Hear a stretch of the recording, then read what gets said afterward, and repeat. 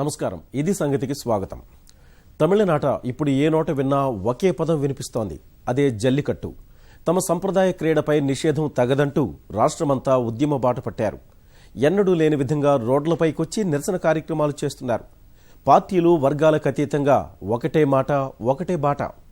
సామాజిక మాధ్యమాలే ఆలంబనగా ఒకే లక్ష్యం కోసం సంఘటితమయ్యారు. సినీ జనం, పారిశ్రామికవేత్తలు ఇలా అంతా జల్లికట్టుకు జై కొడుతున్నారు. అయితే ప్రస్తుతం తమిళనాడులో చోటు చేసుకుంటున్న ఈ పరిణామాలు ఆశ్చర్యం కలిగించక మానవు.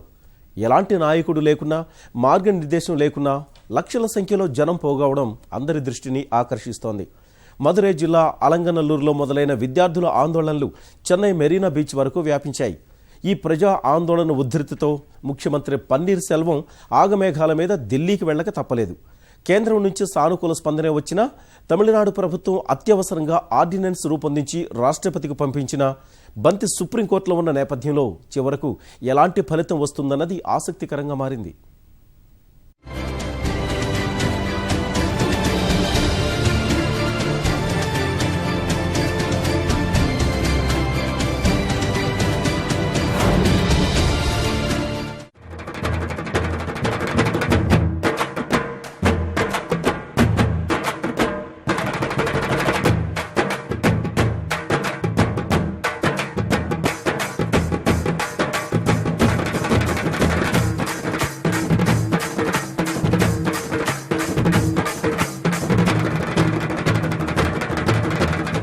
సంక్రాంతి పండుగ అంటేనే వివిధ సంప్రదాయాల సమ్మేళనం. ఈ సంబరాల పండుగను ఒక్కో ప్రాంతంలో ఒక్కో విధంగా చేసుకుంటారు. కోడి పందాలు, పొట్టేళ్ల పందాలు, ఎడ్ల ప్రదర్శన వంటి సంప్రదాయ క్రీడలు నిర్వహిస్తారు. ఈ కోవలోనే తమిళనాడులో జల్లికట్టు ఉత్సవం ఎంతో ప్రసిద్ధిగాంచింది. అయితే ఈసారి దేశమంతా సంక్రాంతి సంబరాలను ఘనంగా నిర్వహించుకోగా తమిళనాడులో మాత్రం పండుగ కొంత కల తప్పింది. వారి సంప్రదాయంలో భాగమైన జల్లికట్టుపై సుప్రీంకోర్టు నిషేధం విధించడం అక్కడి వాతావరణాన్ని వేడెక్కించింది. జంతు హింస పేరిట జల్లికట్టును నిషేధించాలని పెటా సంస్థ వేసిన పిటిషన్పై కోర్టు నిర్ణయం కలకలం రేపుతోంది.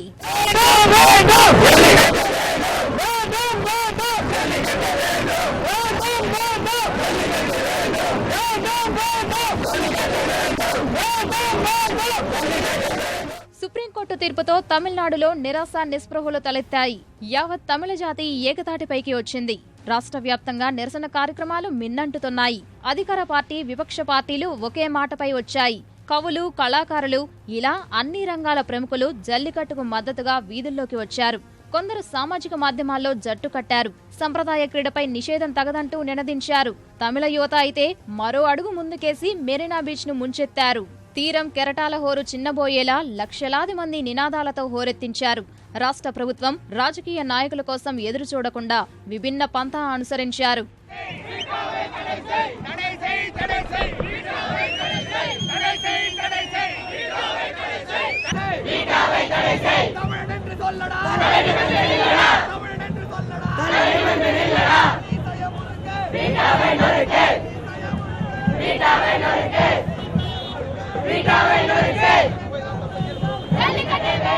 నేను తెలుగునే, కానీ ఇది వచ్చి ఇండియన్ ప్రాబ్లం కాబట్టి మేము అందరూ ఇక్కడికి వచ్చున్నాము.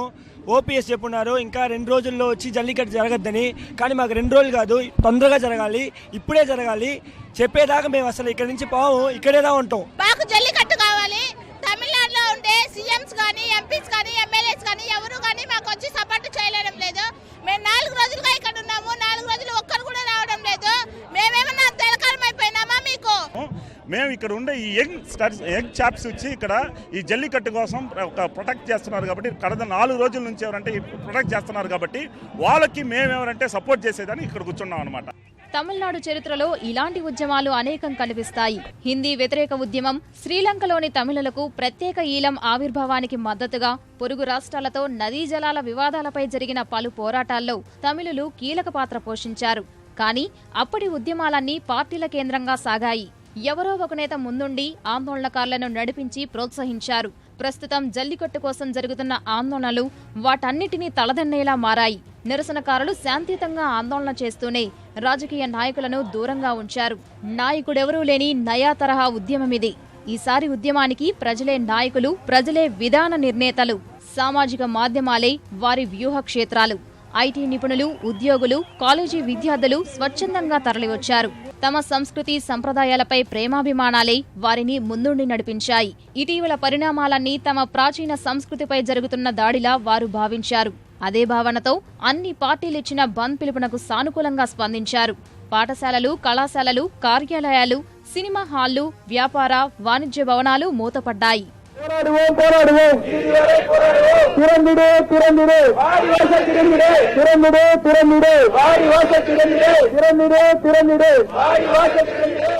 साल का पुराना का खेल है ये. हमारा तमिल वाला का जो कल्चर है, तमिल वाला का जो हिस्ट्री है, उनका साथ जुड़ा हुआ है. वो किसानों का खेल है और तमिल वाला का खेल है. वो हमारा जीवन का साथी है, हमारा घर का जानवर है. वो जंगल का जानवर नहीं है. वो हम साल भर उसको पालते हैं.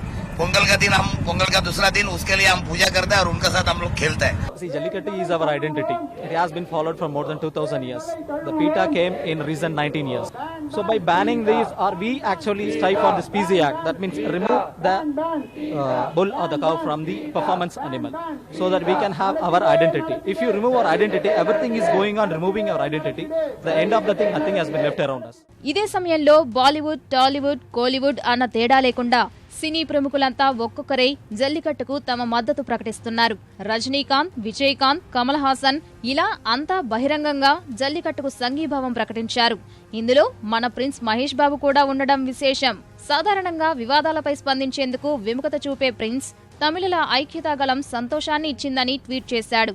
ముఖ్యంగా తమ సంప్రదాయాల కోసం తమిళ విద్యార్థులు చేస్తున్న ఈ పోరాటం అభినందనీయమన్నారు. పవర్ స్టార్ పవన్ కళ్యాణ్ కూడా జల్లికట్టుపై నిషేధాన్ని తప్పుబట్టారు. అది ద్రవిడ సంస్కృతి సమగ్రతపై జరుగుతున్న దాడిగా అభివర్ణించారు. తమిళ హీరో ధనుష్ మరో అడుగు ముందుకేసి మూగజీవుల సంరక్షణ సంస్థ పెటాపై విమర్శలు చేశాడు. 2012లో పెటా తనకు ప్రదానం చేసిన హాటెస్ట్ వెజిటేరియన్ అవార్డును అవమానంగా భావిస్తున్నట్టు వ్యాఖ్యానించాడు. త్రిష కూడా ధనుష్ బాటలోనే పయనించింది. గతంలో జల్లికట్టుకు వ్యతిరేకంగా చేసిన వ్యాఖ్యలను వెనక్కు తీసుకుని మద్దతు ప్రకటించింది. ప్రముఖ సంగీత దర్శకుడు ఏఆర్ రెహమాన్ అయితే ఏకంగా నిరాహార దీక్షకు దిగారు. AWBI, PETA, all the other animal activist organizations, please do not impose a complete ban because of stray incidents, because of certain one or two examples, and that is what we've been asking. Please keep a third party unbiased investigative agency who would monitor the entire sport and then give a reading or give a complete list of activities that has happened to the Supreme Court. So a sincere request to them, please respect the sentiments of Tamil Nadu people and hopefully Jallikattu should happen immediately. ప్రస్తుతానికి విషయం supreme court పరిధిలో ఉన్న నేపథ్యంలో ఎవరూ ఏమీ చేయలేని పరిస్థితి. కేంద్ర ప్రభుత్వం కూడా అదే ధోరణిలో ఆచితూచే వ్యవహరిస్తోంది. అందుకని తనను కలిసిన తమిళనాడు ముఖ్యమంత్రి పన్నీర్ సెల్వంతో అలానే స్పందించారు ప్రధానమంత్రి మోదీ. జల్లికట్టు సమస్య త్వరలోనే పరిష్కారమవుతుందని ఆశాభావంతో ఉన్నామని, జల్లికట్టుపై తమిళుల మనోభావాల్ని గౌరవిస్తామంటూనే విషయం సుప్రీంకోర్టు పరిధిలో ఉండటం వల్ల రాష్ట్ర ప్రభుత్వం తీసుకునే ఏ నిర్ణయానికైనా అండగా నిలబడతామని భరోసా ఇచ్చారు. ఈ క్రమంలోనే కేంద్ర హోంమంత్రి రాజ్నాథ్ సింగ్ రంగంలోకి దిగారు. తమిళనాడు ప్రభుత్వం నుంచి పలు ప్రతిపాదనలు స్వీకరించారు. అనంతరమే అన్ని వర్గాల నుంచి వస్తున్న ఒత్తిళ్లతో పన్నీర్ సెల్వన్ సర్కారు కీలక నిర్ణయం తీసుకుంది. జల్లికట్టు నిర్వహణకు వీలు కల్పిస్తూ ఏకంగా ఆర్డినెన్స్ నే తీసుకొచ్చింది. సదరు ప్రతిని ఆమోదం కోసం రాష్ట్రపతికి సమర్పించారు. అంతకుముందు జల్లికట్టుపై గతంలో రాష్ట్ర ప్రభుత్వం చేసిన చట్టానికి సవరణలు తెచ్చే అంశంపై రాజ్యాంగ నిపుణులతో పన్నీర్ సెల్వం మదనం జరిపారు. కేంద్రంతో చట్ట సవరణ ముసాయిదా చర్చించేందుకు వీలుగా కొంతమంది సీనియర్ అధికారులను ప్రత్యేకంగా నియమించారు. అయితే ఇప్పటికే ప్రధాని సైతం సానుకూలంగా ఉన్న నేపథ్యంలో ఆర్డినెన్స్ కు ఆమోదంపైనే అందరి దృష్టి నెలకొంది. పెటా పిటిషన్పై విచారణ సాగిస్తున్న దేశ అత్యున్నత న్యాయస్థానము తన తీర్పును వారం పాటు వాయిదా వేసింది. అటార్నీ జనరల్ ముకుల్ రోహత్గి అభ్యర్థన మేరకు ఈ నిర్ణయం తీసుకుంది. వివాదాన్ని పరిష్కరించేందుకు కేంద్ర, రాష్ట్ర ప్రభుత్వాలు ప్రయత్నిస్తున్నాయని, అందుకే తీర్పును కొంతకాలం వాయిదా వేయాలని అటార్నీ జనరల్ కోరారు. Regarding our Tamil Nadu, we are going to Tamil Nadu government only going to bring the ordinance. I don't know what the central government is going to do.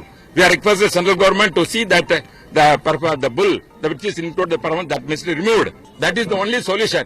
Then only Supreme Court can help, because we cannot pass on the blame on Supreme Court. What Supreme Court could do when their name, the list of rule is like that, rule framed by the central government. The center, based on that, the Supreme Court is interpreting the rule. జల్లికట్టుపై గతంలోనూ పలుమార్లు నిషేధాజ్ఞలు వెలువడ్డాయి. ఈ అంశంపై వివాదం ఇదే తొలిసారి కాదు.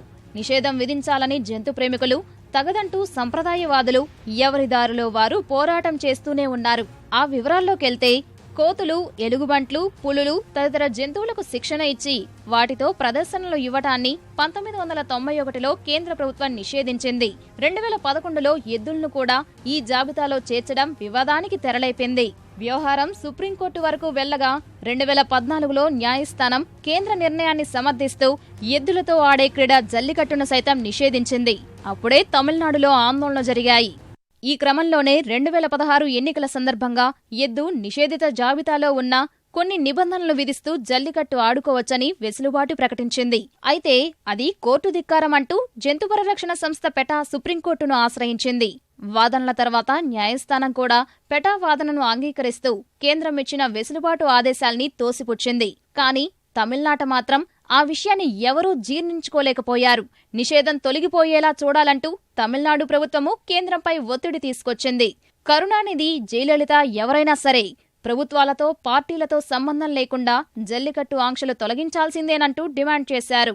ఈ పరిస్థితుల్లో పోటీల నిర్వాహకులు సహా కొందరు వేసిన వ్యాజ్యాలతో మద్రాసు హైకోర్టు నిబంధనల మేరకు జల్లికట్టు జరుపుకోవచ్చని ఆదేశాలు జారీ చేసింది.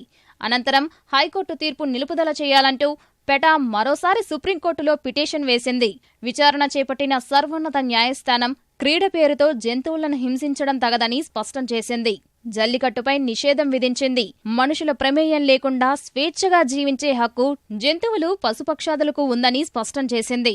అవే ఆదేశాలతో ఈ సంక్రాంతికి తమిళనాట ఎక్కడా అధికారికంగా జల్లికట్టు నిర్వహణ లేకుండానే జరిగిపోయింది.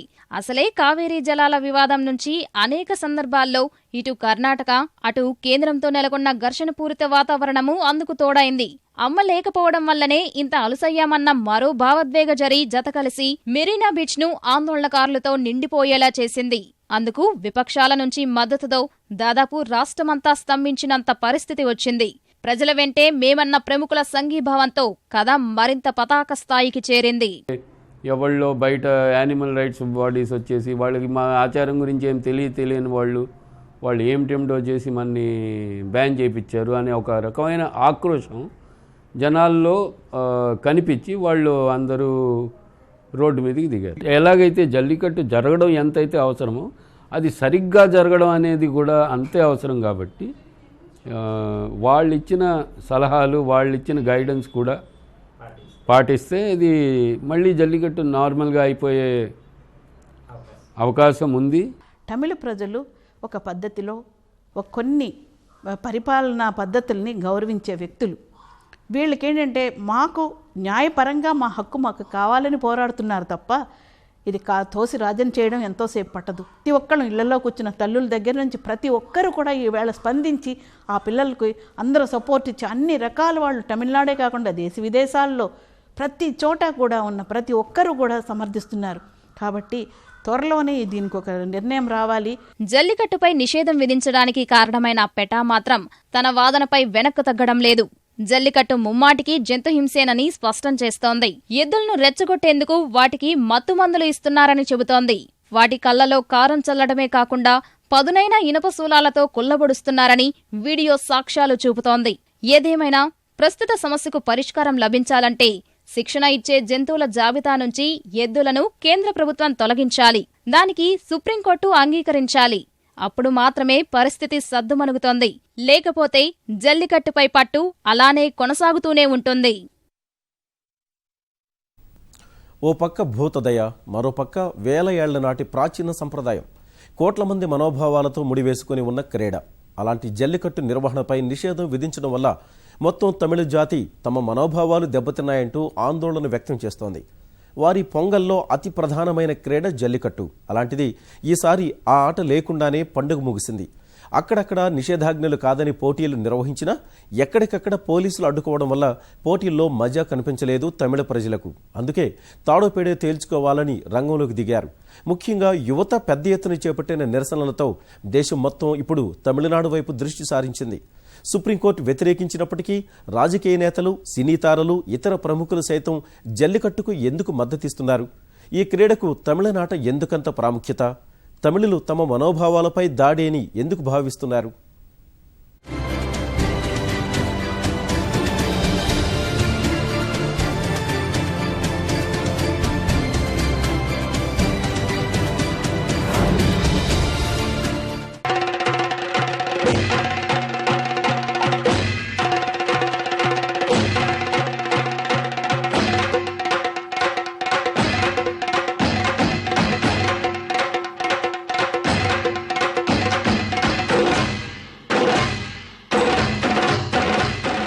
సంప్రదాయానికి నిదర్శనమైన జల్లికట్టు క్రీడను అనుమతించాలని తమిళ ప్రజలు డిమాండ్ చేస్తుంటే జంతుహింస, పలువురి మృతికి కారణమవుతున్న ఈ క్రీడను అనుమతించేది లేదు అంటోంది సుప్రీంకోర్టు.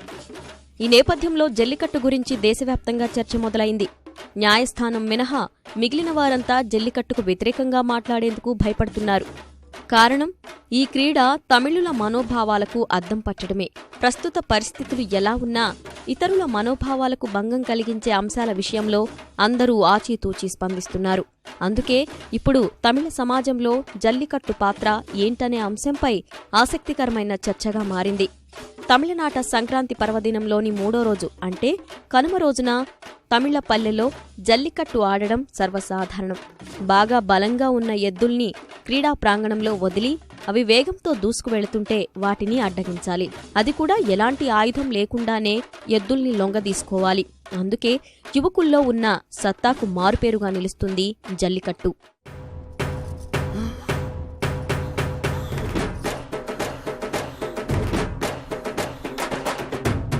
అసలు జల్లికట్టు పేరు ఎద్దులను కట్టడి చేసేందుకు ఉపయోగించడం వెనక కారణాలు తెలుసుకుంటే ఆశ్చర్యంగా ఉంటుంది.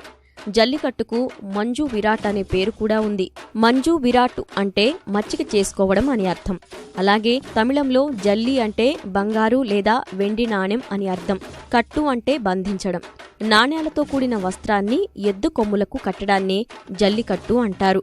మరోవైపు సల్లి, కట్టు అనే 2 పదాల నుంచి జల్లికట్టు పదం పుట్టినట్లు చెబుతారు. సల్లికట్టు అనేదే తర్వాత కాలంలో జల్లికట్టుగా మారినట్టు చెబుతారు.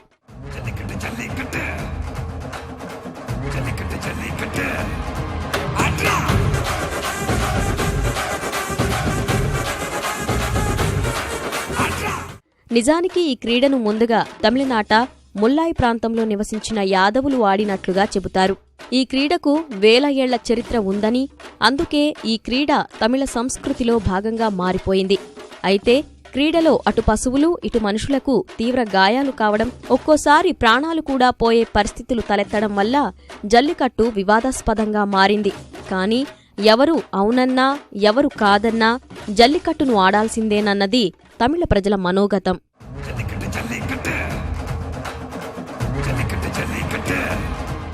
సుమారు 3500 ఏళ్ల నాటి శిలాఫలకాలపై మనుషులు ఎద్దుల్ని తరిమే దృశ్యాలు చెక్కి ఉన్నట్లు తెలుస్తోంది.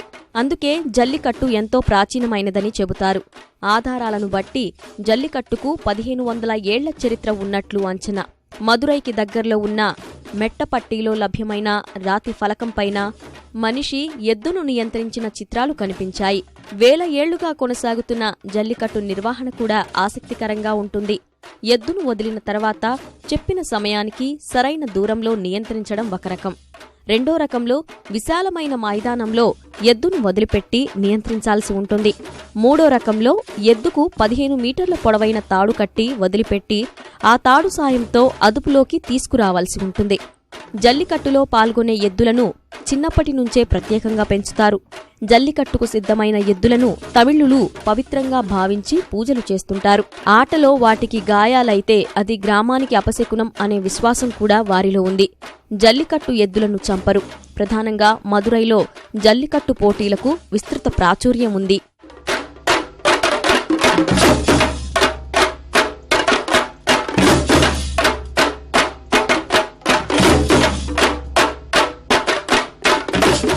జల్లికట్టులో ఎద్దులు యువకులే పోటీదారులు. ఈ క్రీడ ధైర్య సాహసాలకు పెట్టింది పేరు. తమిళనాడులో రాష్ట్రవ్యాప్తంగా పోటీలు జరిగితే దక్షిణాది జిల్లాలో ప్రభావం ఎక్కువ. ప్రధానంగా మదురై, అల్లంగనల్లూరులో జల్లికట్టు పోటీలు బాగా ప్రాచుర్యం పొందాయి. పోటీలో కంగ్యం, కళై, జెర్సీ రకాలకు చెందిన ఎద్దుల్ని ఎక్కువగా వాడతారు. కంగయం, కళై, జెర్సీ రకాలకు చెందిన ఎద్దులు పోటీల్లో వేగంగా పరుగులు తీస్తాయి. అందుకే వీటిని ఎక్కువగా వినియోగిస్తారు. ఈ ఎద్దుల ధర లక్షల్లో పలుకుతుంది. యజమానులు వీటికి ప్రత్యేక ఆహారాన్ని అందించి బలిష్టంగా తయారు చేస్తారు. జల్లికట్టు క్రీడలో 3 రకాలు ఉన్నా క్రీడా మైదానంలో రెచ్చగొట్టిన ఎద్దును జనంలోకి వదిలి తర్వాత అడ్డుకునేలా చేసే పోటీలే యువకులు ఎక్కువగా ఇష్టపడతారు. కొన్ని చోట్ల ప్రేక్షకులకు ఇబ్బంది కలగకుండా బారికేడ్లు కట్టి అందులో ఎద్దుల్ని వదులుతారు. విపరీతమైన వేగంతో పరిగెడుతున్న ఆ ఎద్దుల్ని లొంగదీసుకోవాల్సి ఉంటుంది. ఆవేశంతో పరిగెడుతున్న ఎద్దును అడ్డుకొని కొమ్ములు వంచిన వ్యక్తి పోటీలో విజేతగా నిలుస్తాడు. అదుపులోకి తీసుకున్న యువకుడు మరుసటి సంక్రాంతి వరకు వీరుడిగా చెలామణీ అవుతాడు. తమిళ పురాణాల ప్రకారం మహిళలు జల్లికట్టులో గెలిచిన వారిని భర్తలుగా ఎంచుకునేవారట. అందుకనే ఎందరో యువకులు ఎద్దుల ధాటికి ఎదురు నిలిచి తీవ్రంగా గాయపడిన సందర్భాలు ఉన్నాయి.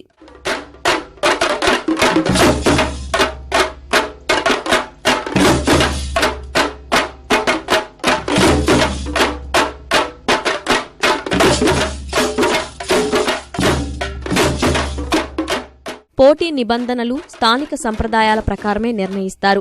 పోటీకి దిగే ముందు పోటీదారు మద్యం సహా ఇతర మత్తు పదార్థాలు సేవించి ఉండరాదు.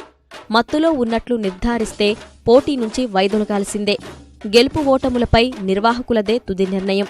ఎద్దుదాడిలో గాయపడిన వ్యక్తిని తక్షణమే ఆస్పత్రికి తీసుకువెళ్లేలా ప్రత్యేక సదుపాయాలు అందుబాటులో ఉంచుతారు. హింసాయుత ఘటనలు చోటు చేసుకోకుండా రాష్ట్ర ప్రభుత్వమే భద్రతా చర్యలు తీసుకుంటుంది. జల్లికట్టును తిలకించేందుకు విదేశీయులు సైతం ఏటా తరలివస్తుంటారు. జల్లికట్టు తరహాలోనే ఆంధ్రప్రదేశ్లోనూ కొన్ని చోట్ల జంతువుల ఆధారంగానే ఇలాంటి ఉత్సవాలు జరుగుతుంటాయి. గ్రామాల్లో ఎద్దులు, ఆవులతో కలిసి పరుగులు పెడుతుంటారు. ప్రాణాలు కోల్పోయిన సంఘటనలు ఉన్నాయి. ఎద్దులతో అయితే ఎక్కువగా బండలాగుడు పోటీలు నిర్వహిస్తుంటారు. పోటీల్లో తమ ఎడ్లు గెలవాలని వాటిని కొడుతూ వేగంగా పరిగెత్తేలా చేస్తారు. కోడిపందాల సంగతి సరేసరి. పుంజుల కాళ్లకు కత్తులు కట్టి పందాలు నిర్వహిస్తారు. ఆ కత్తులతో అవి రక్తాలు కారే దృశ్యాలు ఒళ్లు గగుర్పొడ్చేలా చేస్తాయి. అలానే దసరా సమయంలో వచ్చే దేవరగట్టు కర్రల సమరం. 2 వర్గాలు విడిపోయి కర్రలతో తలపడే ఆ కార్యక్రమం పైన చాలా కాలం నుంచి నియంత్రణలు కొనసాగుతున్నాయి. అయితే జల్లికట్టు అలాంటి పోటీలన్నింటికీ భిన్నమైనదిగా చెబుతారు మద్దతుదారులు. అది రైతుకు ఎద్దుకు ఉన్న సంబంధం తెలియజేస్తుందని, అందుకే వాటిని హింసించరని చెబుతారు. కానీ ఎద్దును లొంగదీసుకునే క్రమంలో తీసుకునే కొన్ని చర్యలు మూగ ప్రాణుల హింస కిందకే వస్తాయని వాదిస్తున్నారు జంతు ప్రేమికులు.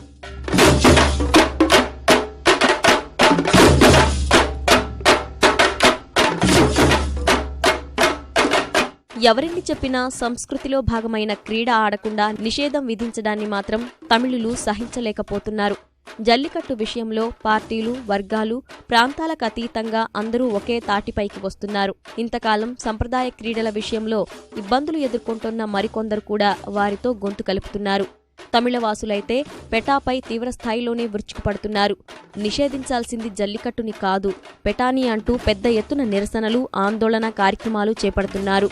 నిన్న మొన్నటి వరకు జంతు ప్రేమికులుగా ఉన్నవారే హఠాత్తుగా జల్లికట్టుకు మద్దతుగా మాట్లాడడం కూడా ఆశ్చర్యం అనిపిస్తోంది. సుప్రీంకోర్టు నిషేధించిన జల్లికట్టు క్రీడను ఆడేందుకు అనుమతించాలని తమిళనాట యువత నిరసన చేపట్టడం సరైనదా కాదా అన్నది పక్కన పెడితే సమస్యను సాధ్యమైనంత త్వరగా అందరికీ ఆమోదయోగ్యమైన రీతిలో పరిష్కరించాలనే అభిప్రాయాన్నే చాలా మంది వ్యక్తం చేస్తున్నారు. అంటే మనకున్నటువంటి సంస్కృతి, సాంప్రదాయం, పండగలు దాన్ని నిర్వహించే అనాదిగా వస్తున్నటువంటి ఇది అందరూ ఇష్టపూర్వకంగా ఉత్సాహంగా పాల్గొంటున్నటువంటిది, నిర్బంధంగా చేసేది కాదు. అలాంటిది ఇప్పుడు సుప్రీంకోర్టు డిసిషన్ తీసుకున్న వల్ల ఈ కాన్స్టిట్యూషనల్ క్రైసిస్ ఒకటి వచ్చింది. ఒకవైపు రాష్ట్ర ప్రభుత్వం ఉద్యమానికి తలవొగ్గి వాళ్ళని ఆమోదించాల్సిన పరిస్థితి ఏర్పడింది. సుప్రీంకోర్టు డిసిషన్ వైలేట్ చేయాలంటే కేంద్ర ప్రభుత్వం ఇన్వాల్వ్ కావాల్సిందే. అదే కేంద్ర ప్రభుత్వం దగ్గరికి వెళ్ళి వాళ్ళు మొరబెట్టుకుంటున్నారు. కేంద్ర ప్రభుత్వం ఆర్డినెన్స్ ఇవ్వడం ద్వారా సుప్రీంకోర్టు డిసిషన్ నలిఫై చేయించి మా తమిళనాడు ప్రజానీకం యొక్క ఆందోళనని సమర్థించమని చెప్పేసి కోరుతా ఉన్నారు. కేంద్ర ప్రభుత్వం సానుకూలంగా ఆలోచిస్తా ఉంది. ఎందుకంటే జనంలో వచ్చినటువంటి అసంతృప్తి, ఆగ్రహం, ఈ జ్వాలల నుంచి పరిష్కారం చేసుకోవాలి. ప్రజాస్వామ్యంలో ప్రజల సంబంధం లేకుండా చేయడం సాధ్యం కాదు. జల్లికట్టు క్రీడను ఎందుకు కొనసాగించాలన్న అంశంపై మరో కథనం కూడా వినిపిస్తుంది. కేవలం ఈ క్రీడ కోసమే రైతులు ఎద్దుల్ని పెంచుతారని, వాటిపైనే ఆధారపడి జీవించేవారు చాలా మంది ఉన్నారని, అలాంటిది క్రీడపై నిషేధం విధిస్తే వారి పొట్టకొట్టినట్టే అంటారు. అలాగే పందెం కోసం సిద్ధం చేసే ఎద్దుల్లో గెలిచిన ఎద్దు ద్వారా గ్రామంలో ఆవులతో జతకట్టేందుకు వినియోగిస్తారు. చిన్న రైతులు ఇలాంటి ఎద్దుల్ని భరించలేరు. అందుకే ఊరంతటికీ ఉమ్మడిగా ఈ ఎద్దును వాడుకుంటారు. జల్లికట్టులో బలిష్టంగా పొగరుగా ఉన్న ఎద్దుల్నే వినియోగిస్తారు. అందుకే వీటి వీర్యానికి కూడా డిమాండు ఎక్కువగా ఉంటుంది. ఇప్పుడు జల్లికట్టే లేకపోతే ఇక పోటీల కోసం ఎద్దుల్ని సిద్ధం చేసే పరిస్థితి ఉండదు. అప్పుడు పశుసంపద వృద్ధి కూడా తగ్గిపోతుందంటారు మరికొందరు. ఇవి కొన్ని కోణాలు మాత్రమే. ముఖ్యంగా చెబుతున్నది మాత్రం సంస్కృతి సంప్రదాయాల పరిరక్షణ కోసమే. ఎవరి సంస్కృతి సంప్రదాయాలు వారు కాపాడుకోవడం ముఖ్యమే. ఇవి ఆయా ప్రాంతాల ఔన్నత్యాన్ని కాపాడతాయి. అందుకే జల్లికట్టు లాంటి సంప్రదాయ క్రీడలు పరిరక్షించుకోవడం ముఖ్యమే. మరి పరిరక్షణ పేరుతో జంతువులను హింసించడం ఎంతవరకు సమంజసమనేది జంతు సంక్షేమ సంఘాలు సంధిస్తున్న ప్రశ్న.